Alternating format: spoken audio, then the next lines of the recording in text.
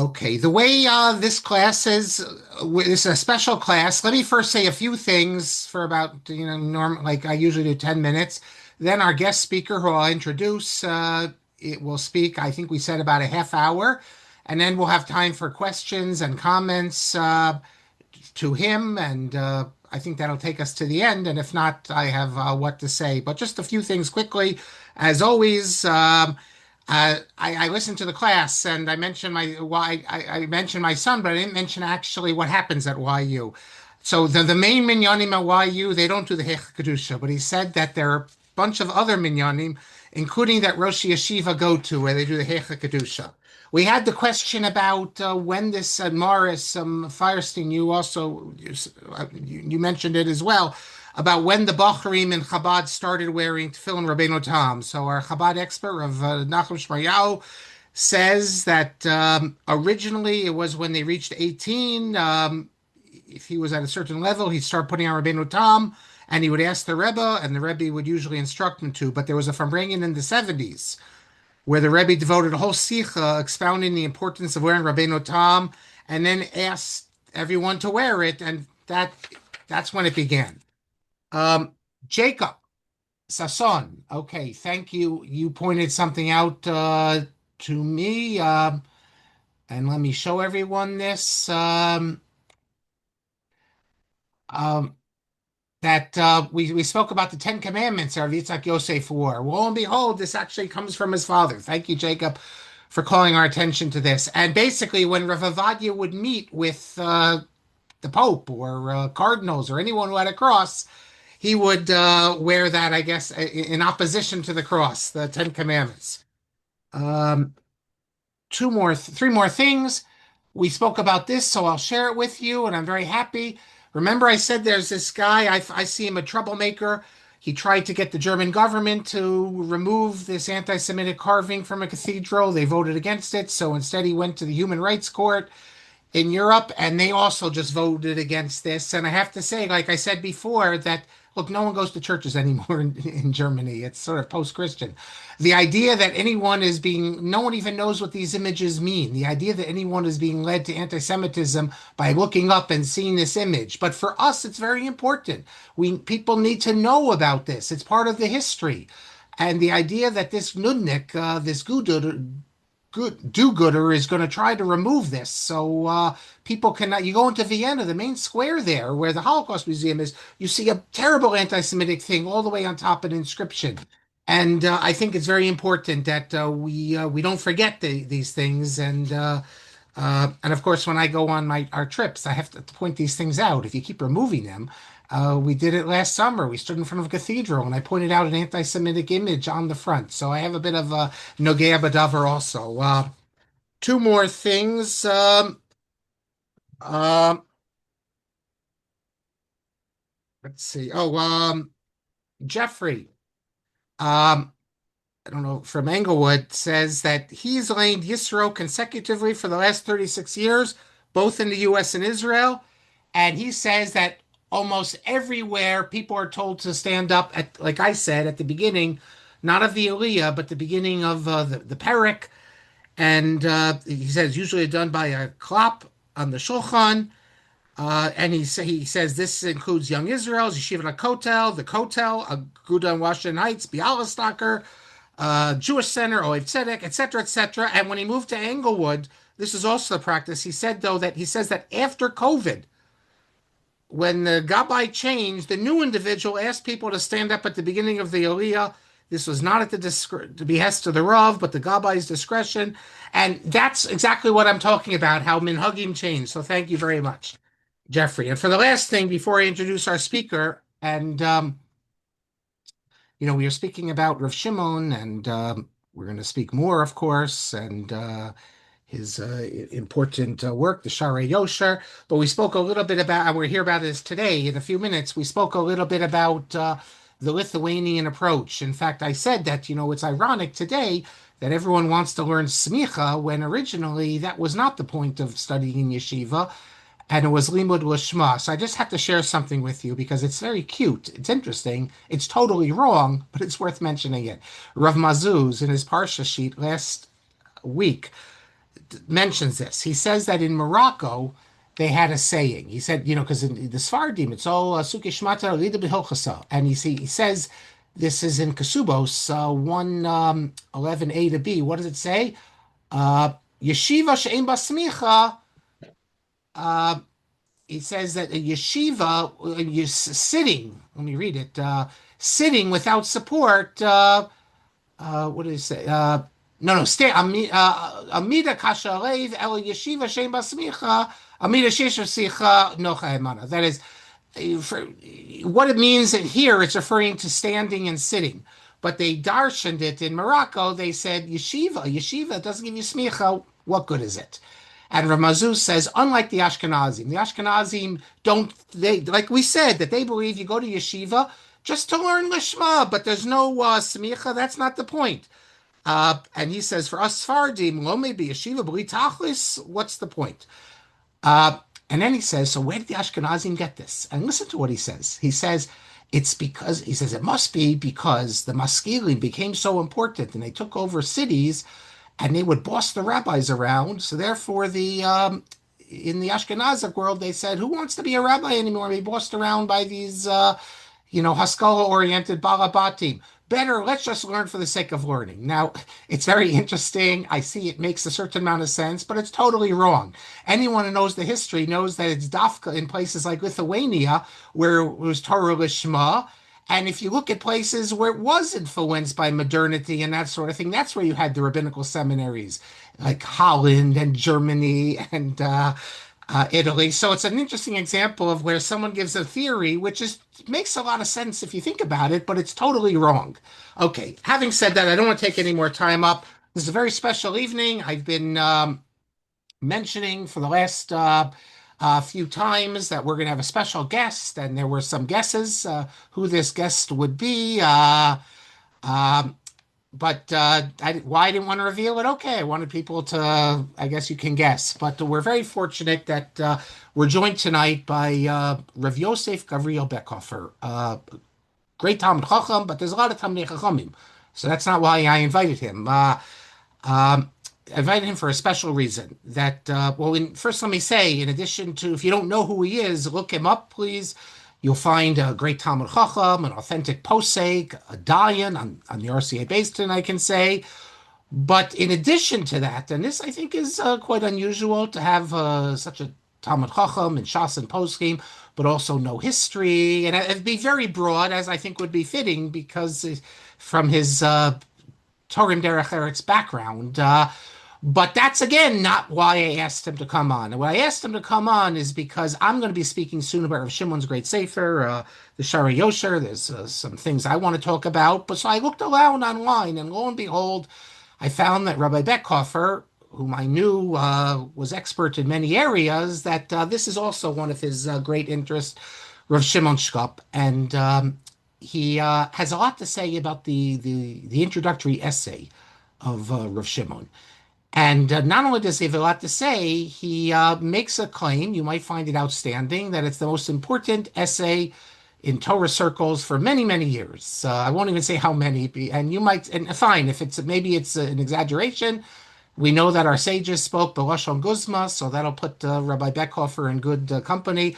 But what I want him to do is try to explain for the next half hour or so why he thinks this essay, Shara Yosher, which we will speak about in another couple classes, but I want to get this in before Pesach, from Rav Shimon, why he thinks it's so important, and really enlighten us what Rav Shimon was trying to do. So without any further ado, again, we're greatly honored to have Rabbi Bechhofer speak to us tonight. So you can take it away.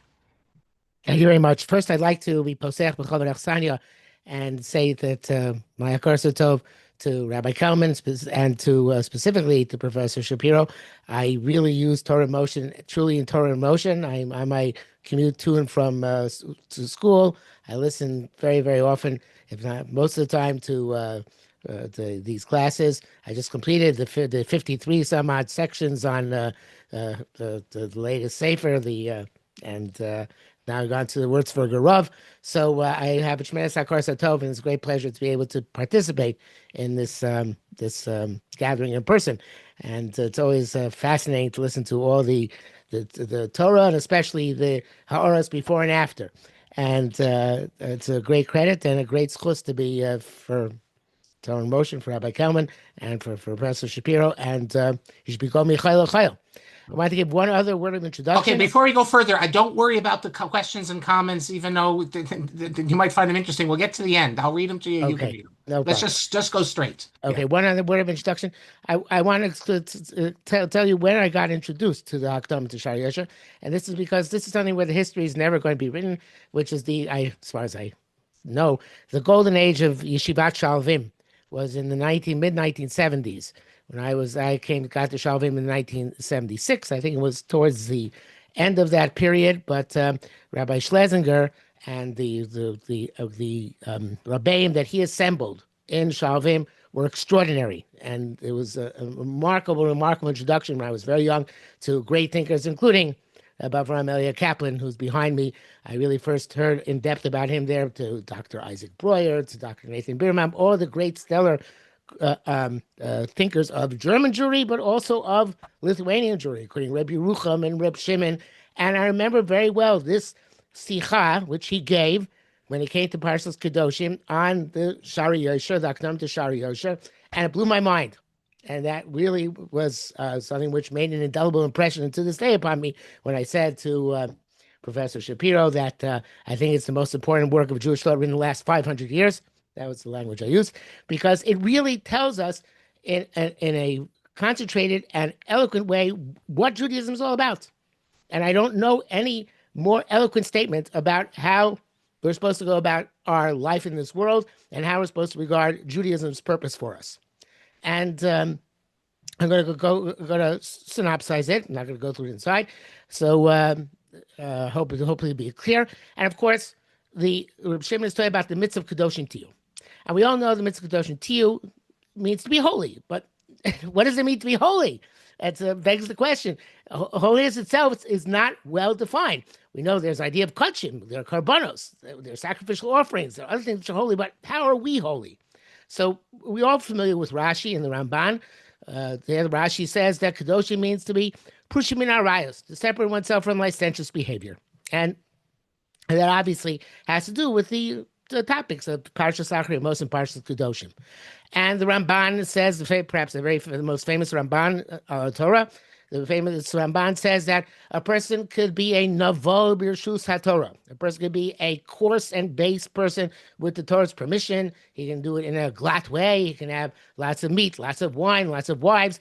And the Torah is saying, Kedoshim Tiyu, you should be holy, meaning you should separate yourself from these mosoros, from these excesses.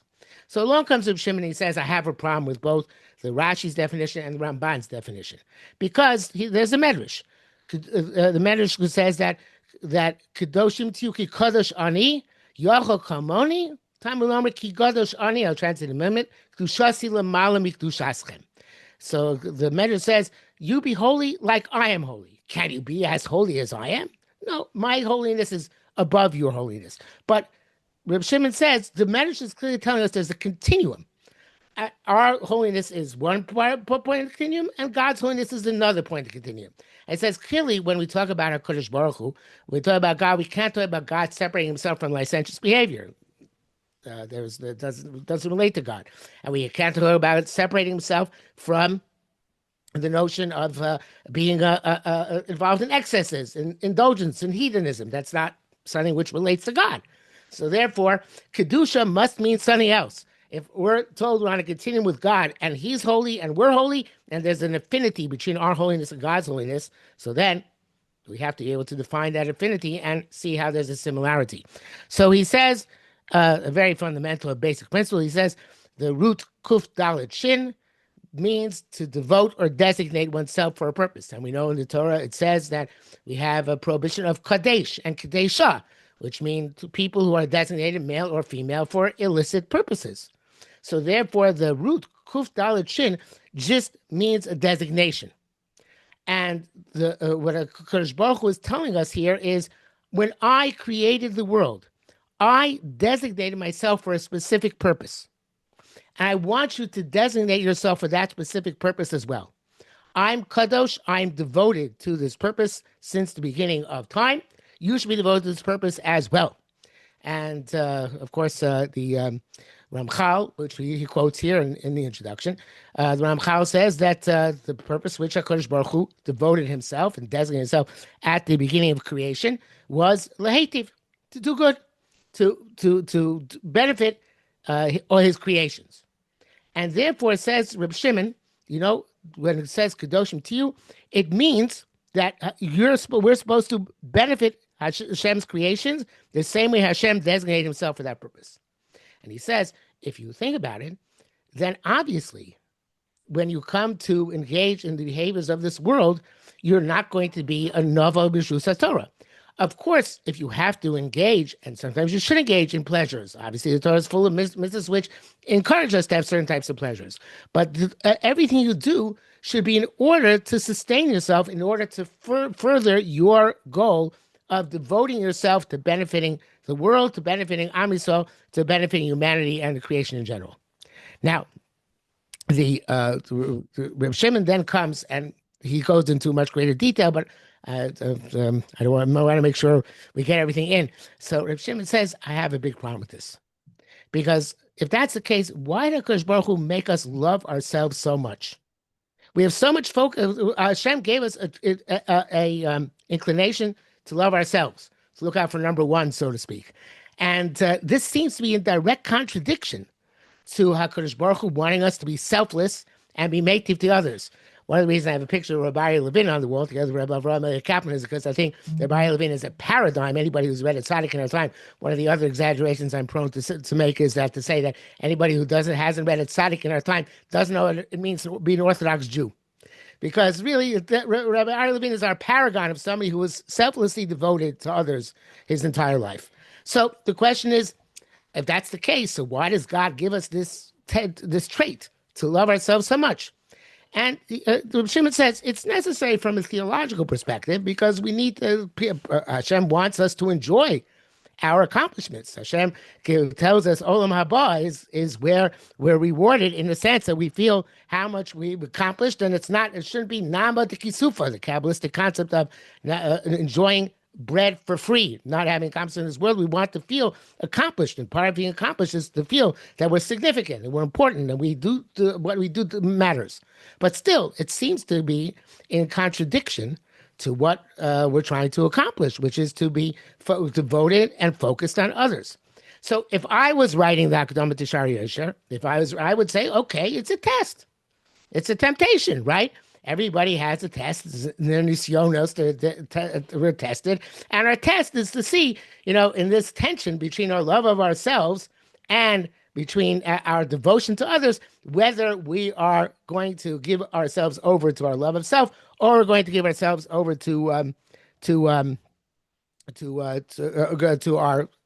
focus and devotion on being native.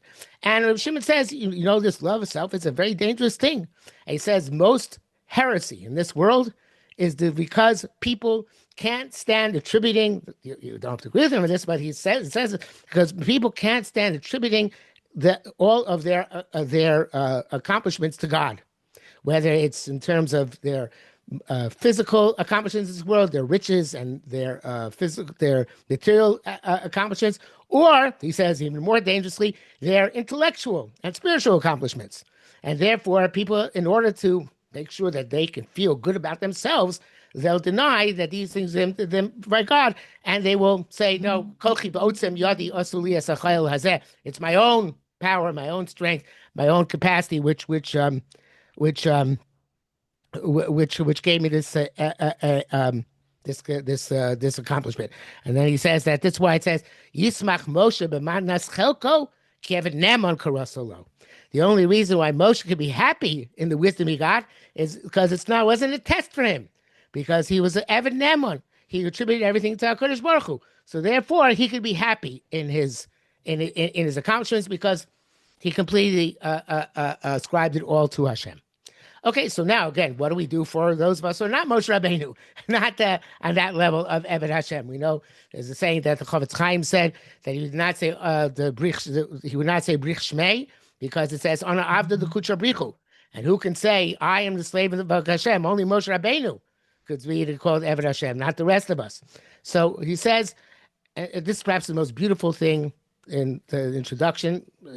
He says that it's important that it become clear and true by a person. He uses parallels, the language used to begin with says Hashem. She's baravis ames eitzel adam.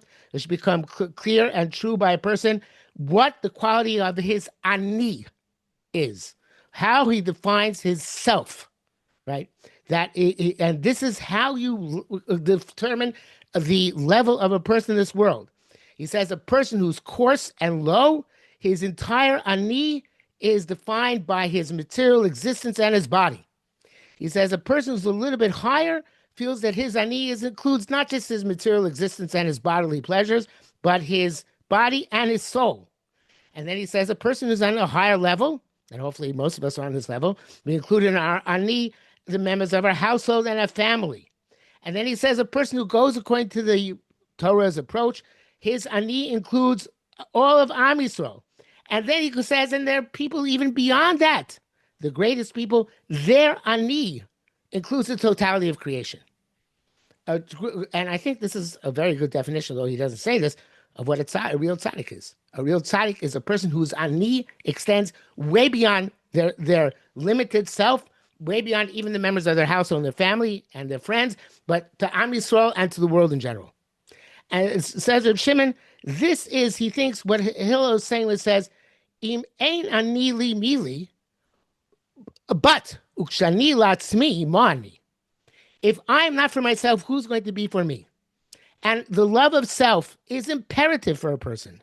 But if my ani is atzmi, if I define my ani only as me, myself, and I, then mani, what is my ani worth?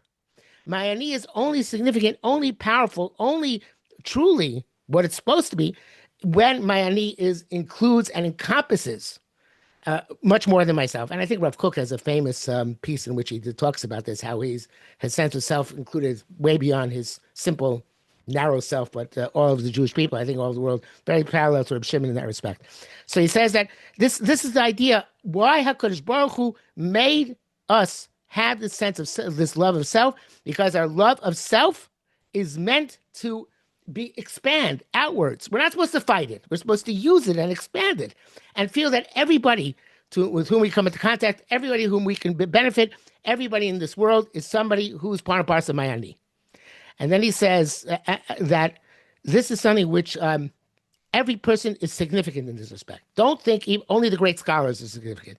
He gives a mashal. He says, what is the parable here? You have a huge machine. But a huge machine only works if every single part of the machine works. Every small screw in the machine works as well.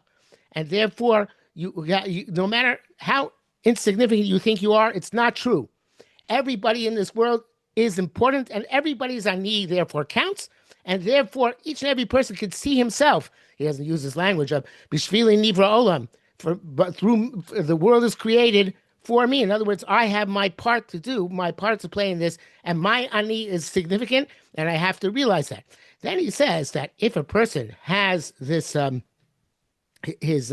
this type of attitude, this perspective, so then actually he'll the more he is involved in using his ani properly, his sense of self, the more HaKadosh Baruch Hu will give him more responsibility, more wisdom, more perspective, and more opportunities. Because he says it's like a person who's proves himself that he's a good treasurer. He's able to deal with the warehouse and the resources which he's given appropriately, and as a result, he gets promoted, and he's going to get more resources and more responsibilities, and be able to accomplish more and more, and be able to expand his ani to even greater extent, and of course expand his kedusha. So I'm going to go on to the rest of it, but I think that is the main part, which we just said. The idea of kedusha, what it means to be kadosh, to be devoted, and what it means, what your ani is, and that your ani is not a contradiction to your goal and your mission in life, but your mission in life is to expand your ani to be completely inclusive and stretch out and include others. Then he goes into a tangent, and he speaks about the the story with Nochem Ish Gamzu as an example, where Nochem Ish Gamzu, not when he said Gamzu Tova, but the story in Maseches Tainus, where he met the poor person and he didn't actually treat him properly, and he decreed upon himself that terrible things should happen to him, and he should lose this organ, that organ, and he says that's an indication. A person like Nochem Ish Gamzu is on a level that he knows, if I'm not using my talent and my potential and my gifts properly, then I don't deserve to have them. There's somebody who's on the level of Nochem Ish Gamzu, where everything he sees Latova is for good. And the flip side is, when he messes up, he says, I can't, I messed up. You have to demote me. I can't continue this position. And and then he says that, but again, a person is supposed to, we're not Nochem Ish Gamzu, we're not at that level.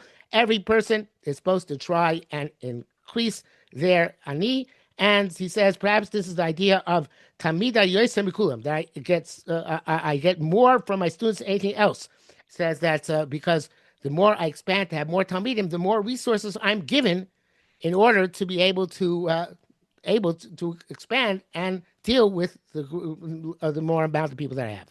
And then he says at the end of this first part of the introduction, there's, of course, in the introduction, a standard second part where he talks about his own personal life and history, and something about the book in general, which about the Shari Yosha and the purpose of Shari Yosha, which is beyond our scope for today. But in the last part of the first section introduction, he speaks about the difference between Luchos Rishonos and Luchos Shneos. The difference between the first set of 10 Commandments and the second 10 Commandments.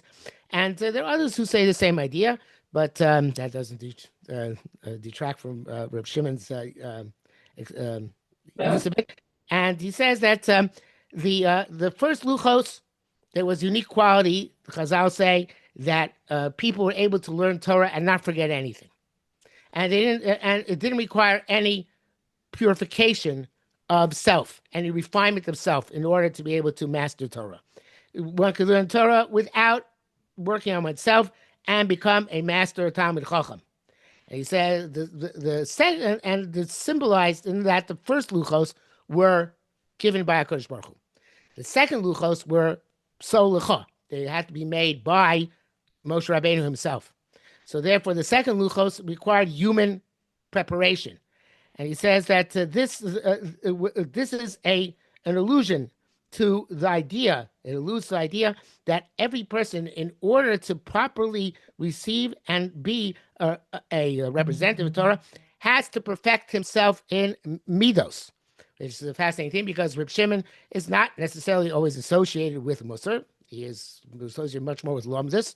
But this idea, he's saying quite clearly that a person who doesn't have the proper preparation of Hachanos Haluchos to prepare himself to properly be refined and focused. He also talks about the focus that a person has to have, be Amo B'Torah. Has to be, it's not just enough to dabble in Torah. A person has to work at it and be fully immersed in Torah.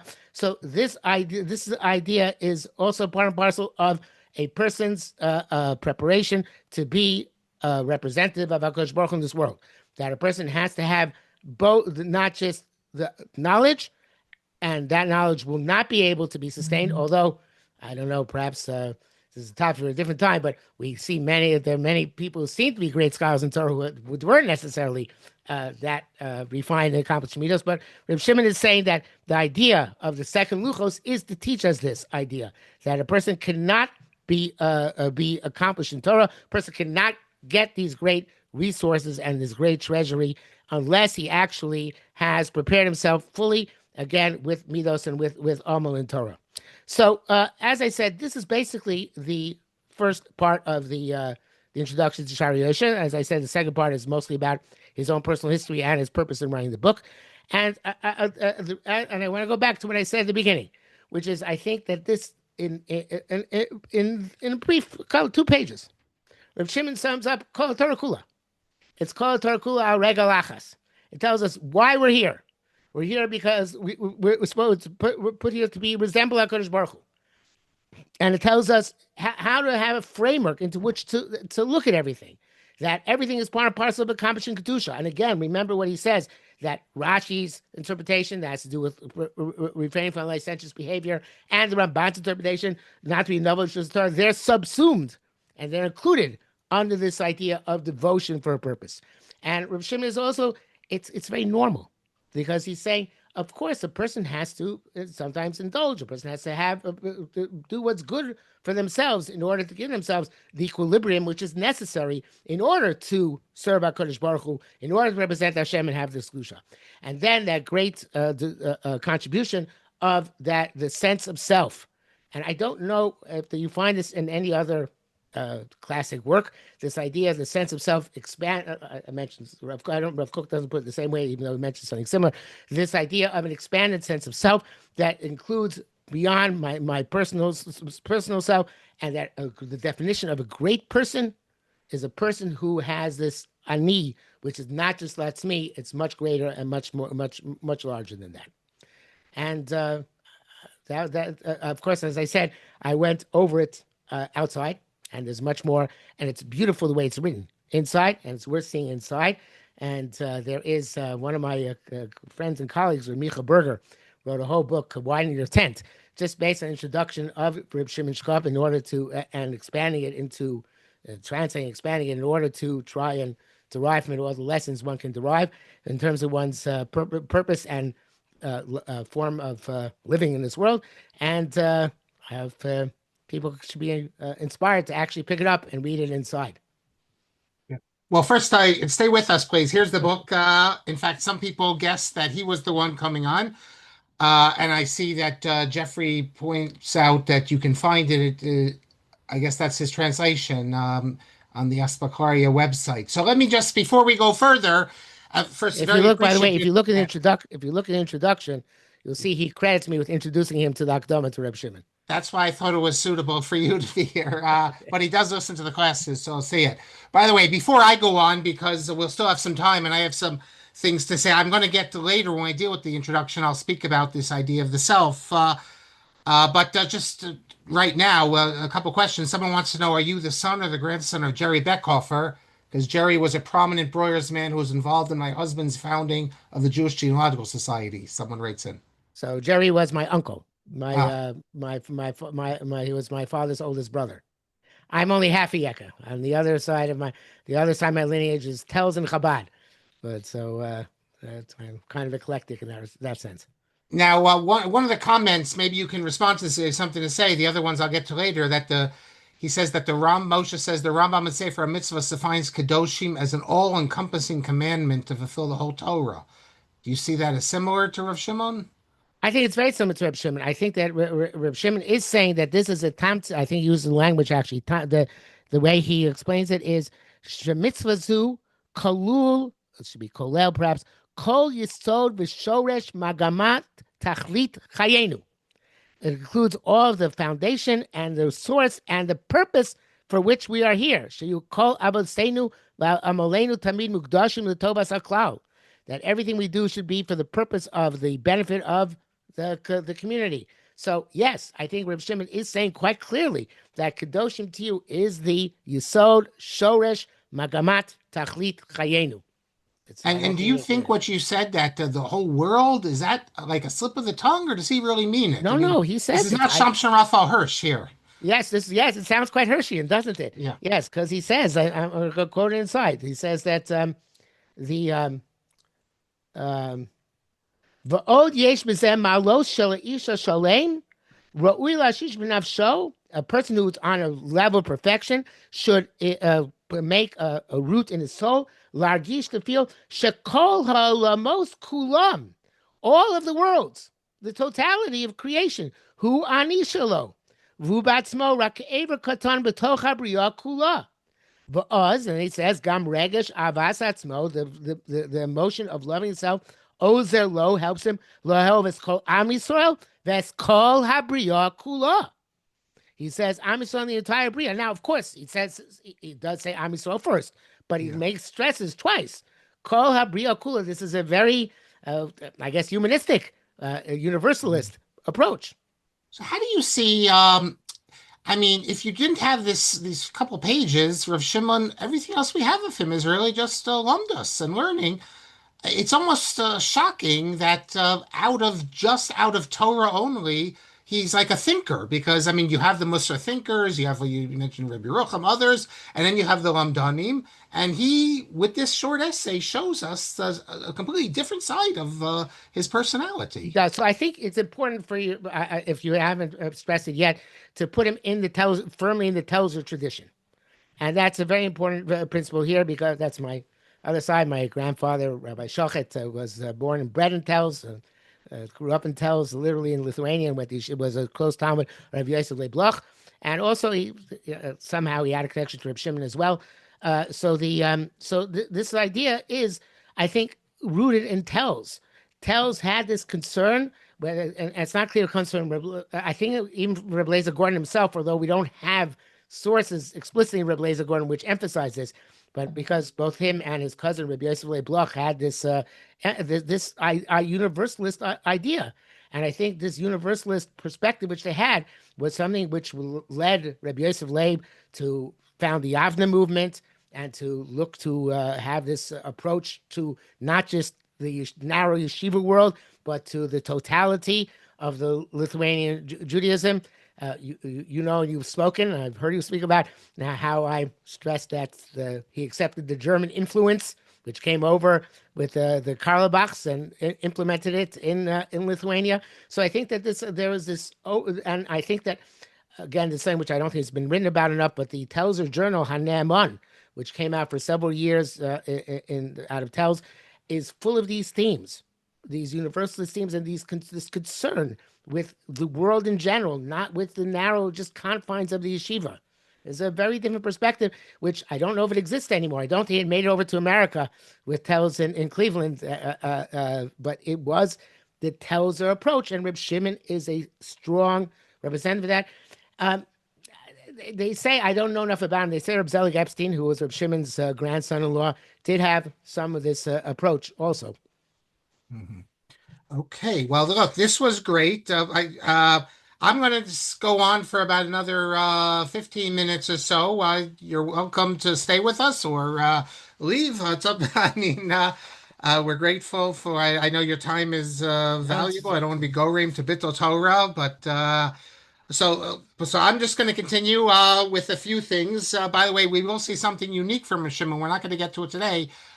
Uh, I believe that I have the only example of what Rav Shimon said at the opening of the big building of Yeshivas Rabbi Hanan. I'm going to show you the famous picture, and wait till you hear what Rav Shimon said then. That I don't know if the yeshiva world today would be so happy to hear it, but we have a record of what he said. So when I said the other I day, want you to know when I walked in the old building of the MTA building, that yeah. really is what I always felt. This is the same building which Reb Shimon walked.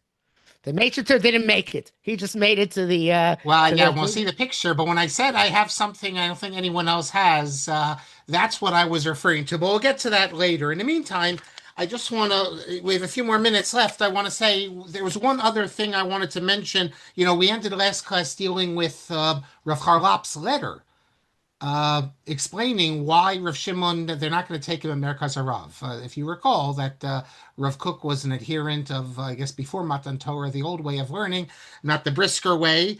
And there's one other thing, though, we have from Rav Kook about this the contrast between his style of learning and I guess the analytic school. And believe it or not, it's in a book. One of you, I think Moshe, you might have mentioned this book, but I knew this book. It's his name is Yoshua Afse.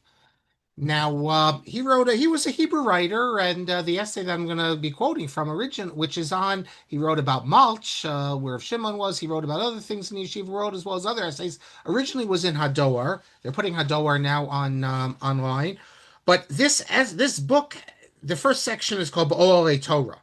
So you learn all about yeshivas, and he speaks about Sofrim, Musfarim.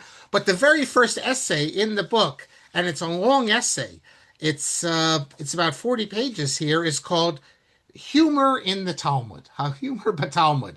So if anyone's interested in this topic, he's full of a lot of bakios here, all about examples of humor in the Talmud. You know, I mentioned before Yeshai Leibovitz's joke that he said we know the rabbis were had a sense of humor because they say Talmidei Chachamim Marbim Shol B'Olam, they create peace in the world, and unfortunately, often in our world we see just the opposite that they create machlokas. But this is quite an interesting essay. Have you ever caught Rabbi Saul Salanter on that? I don't, he said no, I don't know about Rizal Rabbi Santorum. Saul Salanter says, "What does it mean, Tamei Chachamim Marbim Shalom Ba'olam?" He said they fight so much, they have to make shalom so many times that they're Marbim Shalom Ba'olam. But I wonder, was Rabbi Cyril referring to good fights or like fight in learning, No, or no, the other fights, the no, other I type of think it's fights? afraid the other fights. Yeah. Well, if you look on page 71 here, he speaks about the different method of learning. And listen to what Rav Kook. I, I've never seen Rav Kook quoted this, but he knows about this world. He's one of these people. I imagine him as someone no longer a Shomer Shabbos, but he was a maskil. I mean, maybe he was a Shomer Shabbos, but we have a lot of these types I even knew one as a kid. He didn't even wear a yarmulke, but he learned in Sabbatka in his youth. So he says as follows. He Somebody said gave a chiluk, one of these like lumdus type of things, and Rav Kook didn't respond to it, and the student kept trying to tell it to him, and Rav Kook didn't accept what he was saying. So the Talmud Chacham says to him, "What pagam? What problem did you find in my Torah?" And Rav Kook gives him this mashal, this parable. He says that people are fighting over a ball. He actually says two balls, but I don't know what type of game there is with two balls, but with a ball, and one person emerges victorious. And everyone it says is astounded, that after seeing this sporting event, whatever it is, that one emerges victorious. And finally, someone explains in order to explain how he won, and says on one of the balls there's a little dot, which is larger than the other dots, and everyone is astounded. Ah, that explains it. And Rav Kook says, however, but no one thought to ask the question, what is the kesher between the siba and the mesove? Okay, so there's a dot. What does that have to do with anything? How does that make the ball make you win or make the ball special or anything like that? And Rav Kook's point was basically he was saying that it sounds very good. You have this whole chakira, but at the end of the day, as far as he was concerned, it doesn't really explain everything. It's like you're building towers and they're not really based on anything. And we know that's he was impressed with Rav Shimon's work. We saw that. So it's not that he would say this to Rav Shimon, although he is saying it to this other student, but he didn't want that in the yeshiva because we said as Rav Shimon came to the yeshiva, then he'd be the dominant figure, and then the method of learning would be this method of learning. That's okay as a side thing, but as the dominant method of learning, we know Rav Kook followed the Vilna Gaon. He wanted more of a pshat, a liba de hilchasa, that sort of thing. Okay, my friends, let's continue. Oh, by the way, I want to tell you, after Rav Borstein, the Taviger Rav dies, because they don't take Rav Shimon, they do not appoint any other Rosh Yeshiva. And the teachers remain Rav Kook, who's the head Rosh Yeshiva, Rav Charlap, Rav Yitzhak Arieli, the Einayim Mishpat. A lot of people don't realize this. Rav Arieli, until the 60s, was a part of the Merkaz Harav Yeshiva. In the biography of him written now, there's no mention of this. And Rav Malamed, Eliezer Malamed, has a whole piece, the censorship. I actually spoke to the family there. It's not because they became Haredi, although they did become Haredi, but they didn't become Haredi to the extent that they deny the connection. That's not it. In fact, the grandson-in-law of Rav Arieli is the Rav of Berlin, Rav Ehrenberg. If you ever go to Berlin, in fact, I spoke to him because his father-in-law is Rav Tzvi Kahana. Rav Tzvi Kahana, you remember I showed you the video, the only time where the Lubavitcher Rebbe loses his cool, that it's like a half-hour conversation between Rav Tzvi Kahana, he was an alter mirror, and the Lubavitcher Rebbe, Rav Kahana asks him about sleeping in the sukkah. And why don't you sleep in the sukkah? If you haven't seen the video of the Rebbe, I've showed you part of it. It's the only time that the Rebbe attacks his opponents, Rav Shach. Other than that, he stayed above it. This Rav Tzvi Kahana, by the way, I mentioned him, you might recall in the classes on the Mir. He's the one who recalls that when they came to the Mir, when they came to Shanghai, and the idea that you'd have, men pushing you in these like carriages, and that's how you treat a person. That was something they couldn't grasp, that people would be treated this way. So Ratzi Kahana, who founded his own yeshiva, is the son-in-law of the Einaim Mishpat, and his son-in-law is Rav Ehrenberg, no relation to the Rav Ehrenberg who was the Rav of Dayan in Tel Aviv. He's a Galicianer, that Ehrenberg. So I asked the reason why there was a din Torah in the 60s. And over there, the yeshiva, and because of that, Rav Yitzchak Arieli leaves. But Talmidim would still go to him to learn. But it's because of machokes between Rav Tzvi Yehuda Kook and Rav Arieli. That's why, and the Din Torah, that's why they don't speak about Merkaz. So they claim.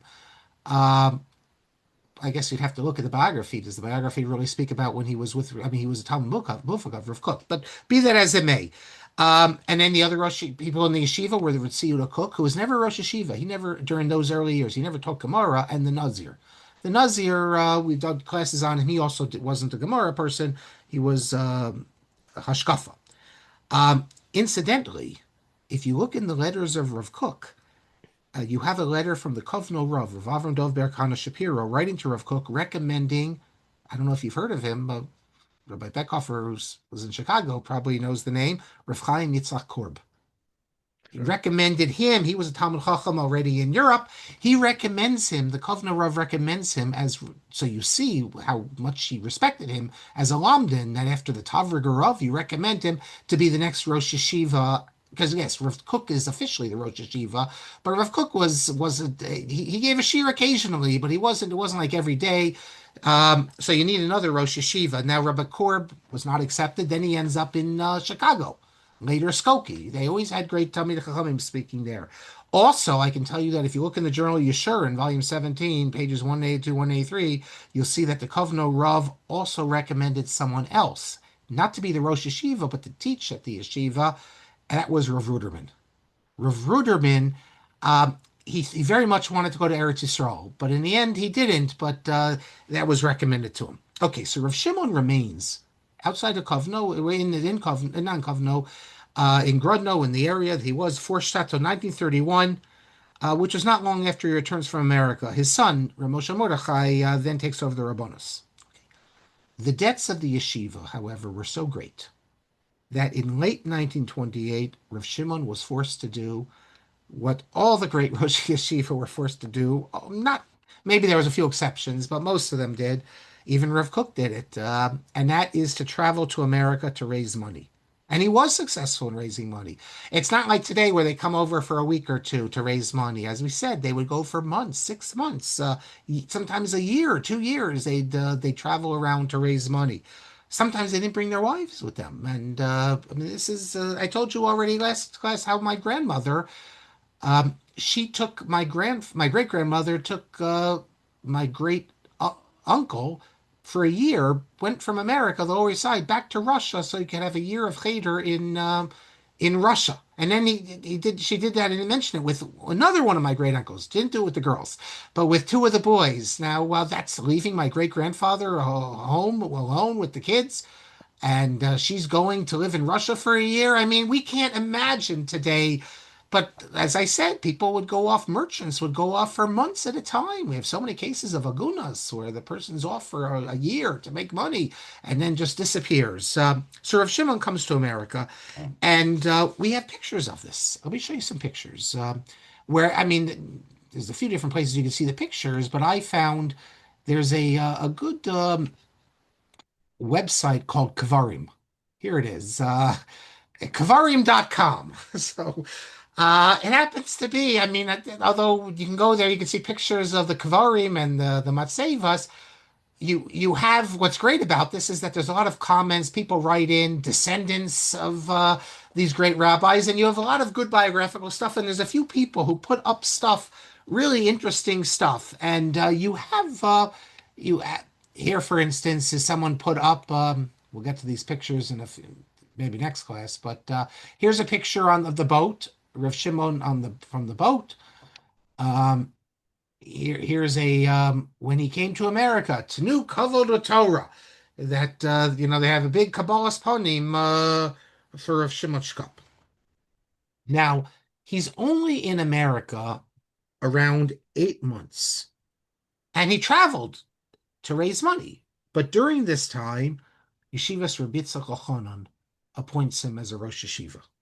Now here he is. He's a famous Rosh Yeshiva, renowned Rosh Yeshiva. Any yeshiva would want him. There weren't many yeshivas, and Yeshivas Rabbi Yochanan is really the leading yeshiva. That's the yeshiva of Agudas Rabbanim.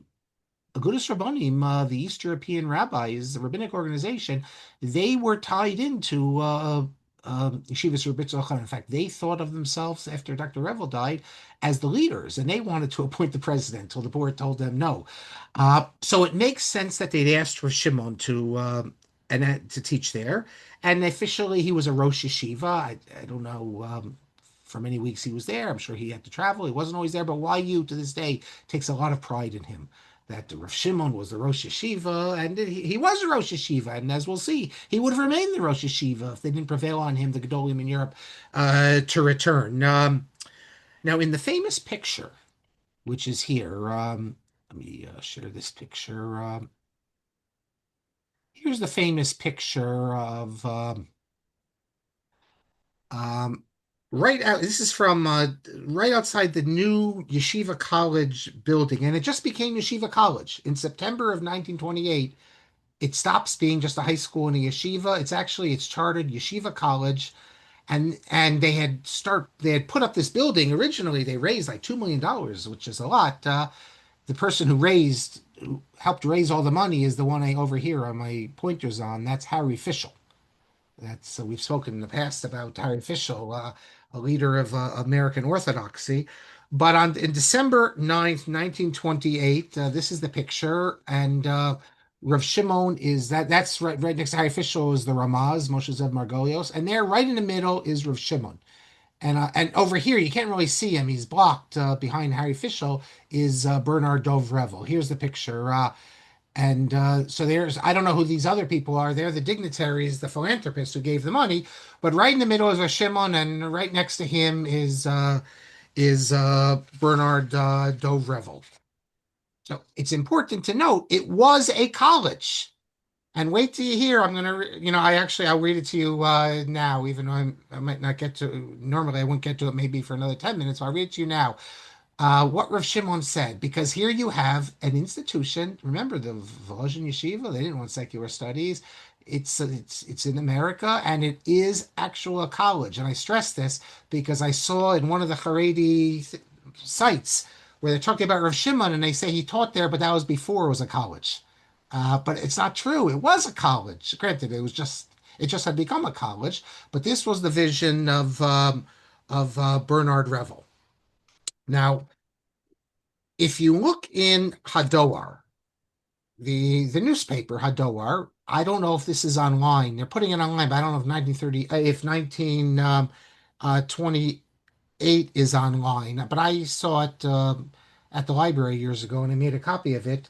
There's a report about the opening of this big building, this a beautiful day of dedication and a day of celebration.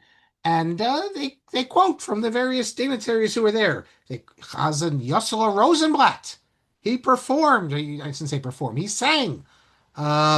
He says Patach et Chagiga, but he opened the ceremony. No, sorry, official open ceremony. He with a choir. It was Hanukkah, so he did. They sang Hallelujah of Lewandowski. I don't know the tune of that. And then it says that Professor Robinson from City College was there. They say what he did. A professor from Vassar College was there. And then they get to this. Hagon Rav Shimon Shkop, Rosh Yeshiva Begrodno. He only came to America. He just come to America a few days before that.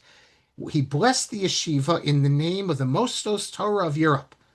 He says, even though he says, I don't have any mandate from the other yeshivas to to bless this institution. That is, it's not only yeshiva now.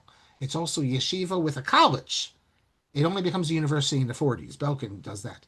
He says, this is how he quote him, but I think, Shalo Yisramu, they won't be upset. They won't be upset. They won't be angry with me. He's saying,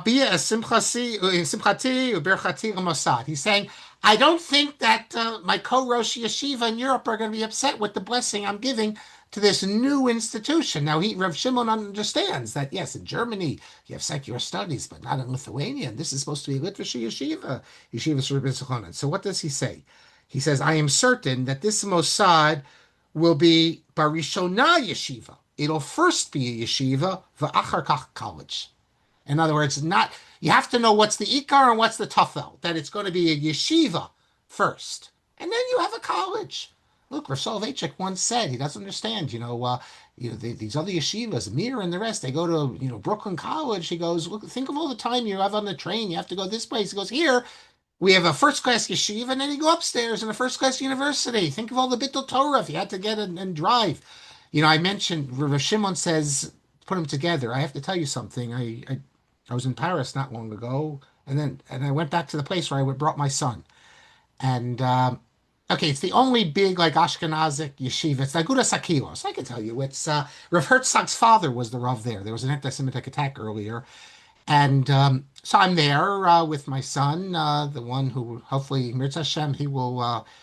It's a 3-day journey for him. He's traveling tomorrow to Eilat. The next day he's flying. He's crossing the border to Taba to fly to Athens, and then the next day fly to America. Let's see. It's supposed to be a big storm in Eilat, so maybe the plane won't take off. I'll have to stay in Eretz Yisrael. I don't know. But so the rabbi who doesn't know me from Adam, so he comes up to me, asks me who I am, and this and that. My son. So I say my son's at Yeshiva University.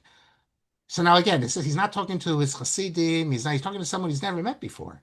And he says to me, he says, there's no such thing as a yeshiva university. It's either a yeshiva or a university. So, I mean, I don't know. I was a bit offended, as you can imagine, but I had that. But I said to him, you should really learn a little bit about yeshiva university. Great Rosh Yeshiva teach there, but whatever. So what does Rav Shimon continue? He says you have to set your priorities. First the yeshiva, then the college.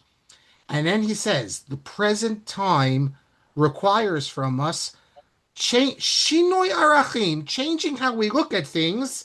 Uveyichud b'medina chashuva k'Arzot Habrit. Basically, he's saying that in America you can't have like Volozhin or Grodno in America. It's a different culture. The students are a different sort. If you just have a yeshiva without giving them a chance for advanced secular education, they're not going to come. It won't succeed. So he acknowledges that America is different. He says, "Ein anu yecholim listapek b'batei opana k'mo be'Europa." We can't just have yeshivas like we had in Europe. We have to expand Pulatzenu, our activities, and lahatzil meruach Torah. And listen to this. If I didn't know it was Rav Shimon, I would think it's German Orthodox. Lahatzil meruach Torah gam ha'limudim hakaliyim, to bring the greatness of Torah, the ruach of Torah, the spirit of Torah, also on the secular studies. So it's not just we learn Torah and then you go and you learn secular studies, but the ideals of Torah have to also influence how we view secular studies. And then it says that Rav Shimon went on after that to give a drasha, an interesting drasha, connecting the Nes Chanukah, which opening this yeshiva in America, Devarav Asu Roshem Tov Alanes, that his words had a great impact on those who came. So look, we'll pick up. We just came to America, but I think the very fact that Rav Shimon would say that, and I think it ties in very well to what Rabbi Bechhofer said before, not just what he said about the ideals of Telz and Rav Shimon, but such a person, a typical Rosh Yeshiva, couldn't have that introduction. The way he's thinking, he's moved beyond just alumnus into the larger scheme. There's a vision here of how a Jew is supposed to live.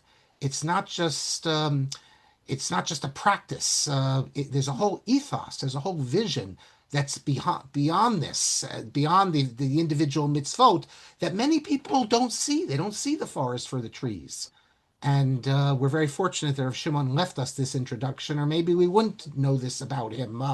So let me just take a few questions with that. And again, thank very much Rabbi Bechhofer for taking the time to join us. I want to encourage people to go online. He's been, before it was fashionable, he was speaking. You can find many things I learned on YouTube, many of shiurim and talks, and if you were interested in Yerushalmi, I think it's fair to say that he's one of the originators of the idea of really in America of learning Yerushalmi.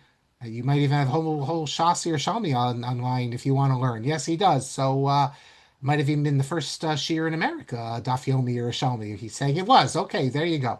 At least in English. At least in English. Okay, so Israel Shiner, you say Eitan Henkin has an article about the censorship about Yosef Gavriel.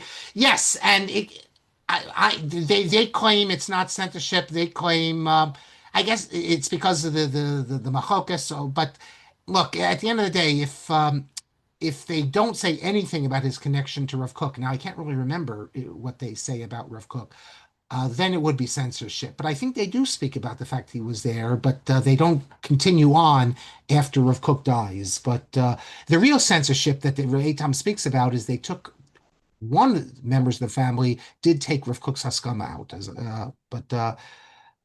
Rabbi Bechhofer says that Rav Kook's son, from who Rabbi died young, Ranan's son was supposed to be Eric. Yes, he was considered a great Lamdan. Um, Ellie says Rav Teitz came to America on an extended fundraising tour. Rav Pinchas Teitz yes, he came. Actually, if I'm not mistaken, he was raising funds for the other yeshiva founded by Rav Susmanovitz, the Yerushalmi. Talk about machlokas. There was a huge machlokas in Slobodka, and I believe Rav Kook was raising money. Not Rav Kook, Rav Teitz was raising money for that.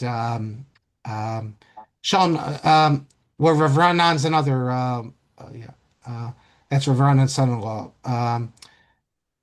Rabbi Teitz married a Prale. Yes, he comes to America. He marries Rav Elazar Meir Prale. I know all this because I'm a graduate of Rabbi Teitz's yeshiva. So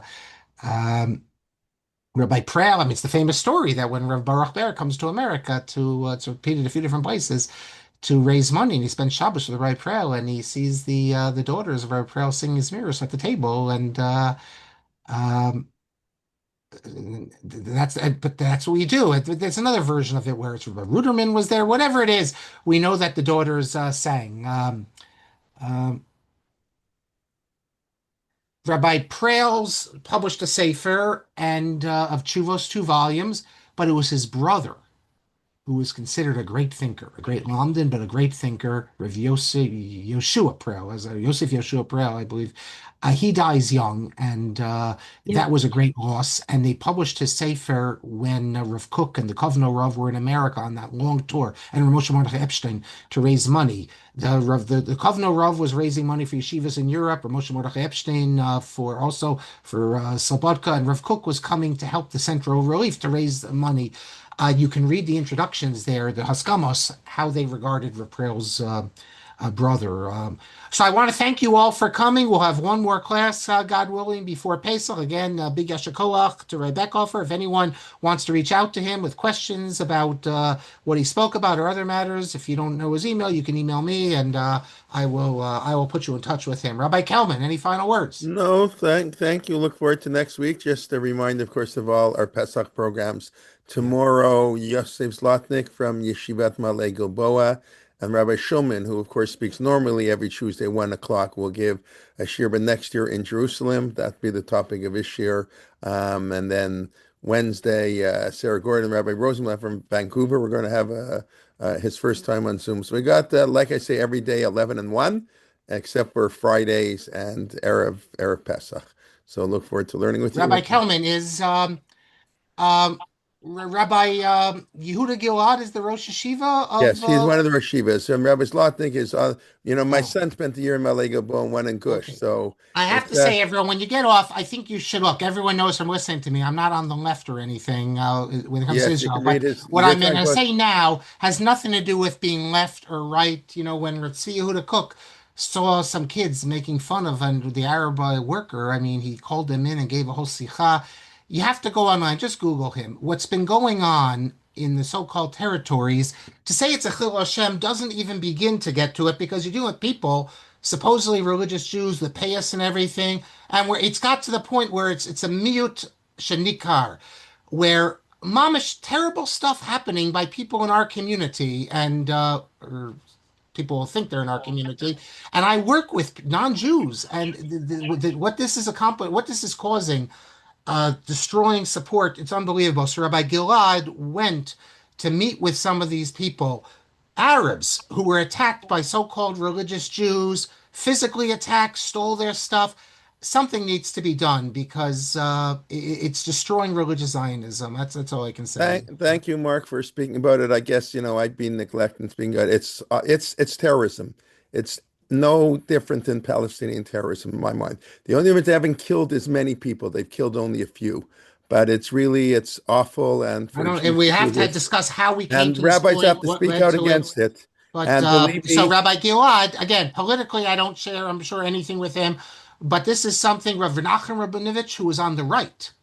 He definitely was a big right winger. He also very. spoke about this thing, and it was important to him. Rabbi Riskin, who politically is very much on the right, may I mean this I whatever. Enough said. But if you don't know who Rabbi Gilad is, just Google him. This happened yesterday, I By believe. the way, he's he went last week. He's Rav Oh, Amitel's son-in-law from Gush Etzion. yeah, I Rav didn't know that. Gilad, if you want to know, he's well worth it. We've had him here at Torah Motion years ago. We had him live here in Toronto. And I'll remind everybody of Rav Soloveitchik's talk in the 1950s. Rabbi Soloveitchik was very concerned about if the Jews get power, are we going to be like everybody else? Maybe our concern for the blacks and all the underdogs was because we had no power, so we associated with them. And he says, when we get power, are we going to be like everybody else? We'll show that 2,000 years is all a bunch of, I don't Yes, want to and say I'll the just word. add in that just because I'm looking straight at him, he's in my screen. Rabbi Beckhofer, I know, has spoken about this as well, and that's. But enough said. I think, and wish everyone a good night. Yes. Yes, let's end on a Yes, happier note. yeah. That's your good news. But yes, what can I say? But yeah, it is important. It's important we Yeah. speak up against when we have problems in our own community, and it's the violence and it's very bad. My son told me he had his roommate was in Miluim, and his job was to protect the Palestinians from Jews. Said he came back, he wanted to become like a non-religious Jew, like he wanted to reject everything. I mean, he just said it's just No, I think Rabbi Kelman, what it's going to lead a lot of people to is that yes, of course we're Zionists, but religious Zionism is becoming a problem in some right. segments of the community. You can be a Racist. It's Zionist, becoming racist. Yeah. but there's a problem in religious Zionism, and we have to uproot it because we Mhm. should be religious Zionists. But this isn't a problem with Zionism; it's a problem with religious Zionism. It's The infected. There's an question is infection. why did it what's how how's it Yeah, metastasized over the last number of years, become way worse? And yeah, you don't hear rabbis who speak out against it. I know Rabbi Leib, yeah, yeah. it's a big problem, and it's way wider than we think it is. And listen, I don't know if Listen, we anybody's spoke upset by about it what I say, before. Spitting too at the bad. priests. They've been spitting at the priests for 15 years. I mean, this is terrible stuff. We're supposed to be an Amko, the Torah, as Rabbi Beckhofer spoke about, Rav Shimon, it's supposed to teach you an Edelkeit. And there's something wrong. It's the wrong Torah if you can spit at people, and you could do a lot worse. Whatever. Okay, Yes. thank you for the thumbs up. Who's ever, I don't know how you send Okay. those thumbs up the screen, but you have to teach me. I'm Good night, sorry, I everyone. just mentioned Rabbi Schlox is giving a shiur. Come to shiur. Yeah, No politics. We try very yeah. hard to keep politics out of all this, I know, but but this is not this is not politics. politics. I agree. Yes, This is not yeah, politics. This is okay. more than menschlichkeit. I agree Yeah, 100%. And thank you for mentioning it. I wasn't going to mention it, but you yeah. said it. But yes, that and then Rabbi Shulman next year in Jerusalem afterwards in a Yerushalayim Habnuyah in the spiritual and physical sense. That's what we pray for. Okay, everybody. If everybody, okay, be well. And Lila Tov, thank you very much. תודה רבה, לילה טוב. No, it's more than the spitting at priests. He's talking about beating up people. I'm talking way worse things. The spitting at priests is actually one of the more minor things they do. That's a terrible thing to say, but it's true. All right. Anyways, okay, Lila Tov, everybody. Thank you.